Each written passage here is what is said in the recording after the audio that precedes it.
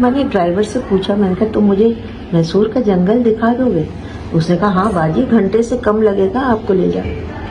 मैं चली गई। बड़ी खुशी से मैंने देखा दरख्त एक दूसरे के साथ मिले जुले खड़े थे, खुशबू नहीं है।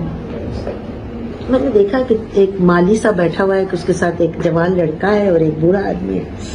मैं उसके पास गई, मैंने कहा भाई एक बात बताओ, ये संदल का जंगल है और यहाँ खुशबू नहीं है। तो वो हंसने लगा। उसने कहा माँ जी आपको ये बात नहीं कहना चाहिए। मैंने कहा क्यों? मैंने कहा आपको नहीं मालूम, मैं बताता हूँ। ये जो संदल का जंगल है, इसमें जो पेड़ है, जिंदा है तो छाँव है, मर जाए तो खुशबू।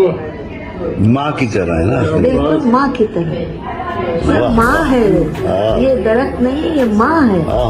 जिंदा है तो जिंदा रहे तो छाँव है।